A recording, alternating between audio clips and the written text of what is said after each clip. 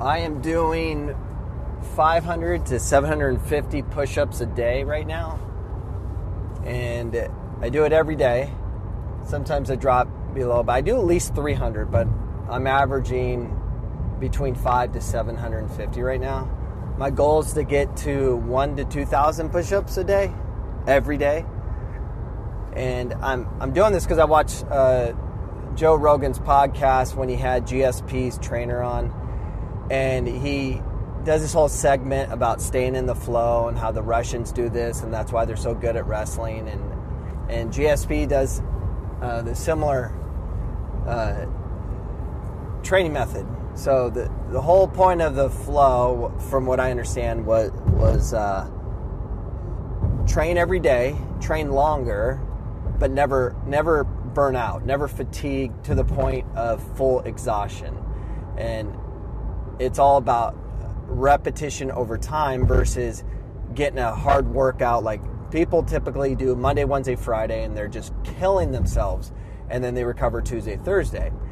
Now there's a method to that, but he was stressing the point of getting repetition over time, and if you get more repetition over time versus considering day as one segment versus create your segment over a year, over a month. You can become more technical, you can work on more techniques, and you'll become stronger. So I'm like, okay, I'll test this out.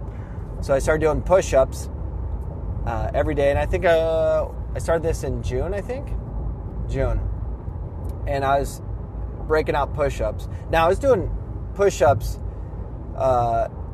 every day, just trying to kill myself, trying to do as many as I could, and I bust them out in one time frame, and it hurt to do 20, and I struggled to get 50, and I was doing that because I watched another podcast of Joe Rogan, like his podcast, and he had David Coggins on, who's known as the toughest man alive. And after listening to that, I got like so motivated. I'm like, you know what, I'm gonna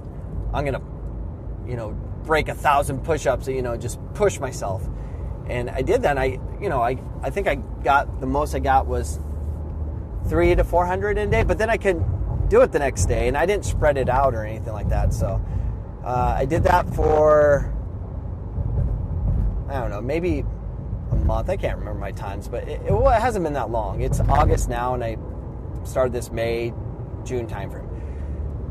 Then in July, so it's been only a month and almost 2 months, I've been doing the flow method, where I'm doing reps and never burning out. So I was breaking out 20 here, 20 there, and I was doing it like every 2 hours, or whenever I had a chance, I was just breaking them out. And I was getting, 100 a day, then it became 150 a day, then it became 200 a day, but I would never burn out. And as I felt like I was fatiguing where I was going to push it too hard, I just stopped so I could do push-ups the next day. And now I'm busting out 500 to 750 push-ups a day. I woke up today and I only busted out 50 because it was early. Usually I do them in the afternoon, evening time frame. But I'll do about 75 each set, and I'll do 6 to 10 sets today. I'll do more if it doesn't hurt, and I just keep getting stronger and stronger because of the repetition. There's something with the brain too, where you're manipulating your brain. I don't know the scientific terms they're going over, but it's something about manipulating the brain to allow you to do these things. It's used to doing those kind of reps. If you're not hurting your body, like if you're not stressing it out, you'll be more comfortable and you'll be able to break out more. Now, I don't feel like I've got results, like I'm getting ripped or anything, nor do I care. I'm doing it for learning purposes. I'm curious how this relates to other things that I do. But it's very interesting if you take that concept and you apply it to anything you want to do, reading, any form of studying, versus forcing yourself to just get things done and overdo it and stressing your brain out, you're not going to be able to do it. So it's better to do small segments, never stressing yourself out. So if I'm studying, any subject now, I'm going to study, and when I start fatiguing, I'm going to stop. And then when I feel ready, I'm going to do it again. But it's an interesting model that he talks about, and I'm messing with it. How does this apply to soccer? I think it definitely applies to soccer. In soccer, we do not have a lot of professional teams or college teams, high-level teams. They're just not, they don't, as a whole, don't have technical coaches, because, they're worried, it's just too much and all this stuff. But, it's the same principle.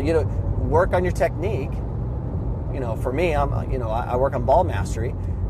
You should work on ball mastery as much as you're able without fatiguing. And once you fatigue, you got to stop. But you just got to keep it over and over, and eventually it becomes such a habit. It's just over and over. It's interesting. I'm just fascinated with the human brain and what you can get your body to do through just through understanding what stress levels you can put your body on. It's very intriguing. So I challenge everyone out there, test it out. Start doing push-ups. I don't care if you only do 2 or 3. If 3 is your max, just do 1 a day, or do 10 throughout the day. Just break it down, and eventually you'll increase if you do it every day. You need reps over time. So, anyways, push-ups, push it hard. Goodbye.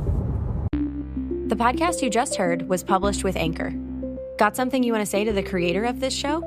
Send them a voice message using the Anchor app, free for iOS and Android.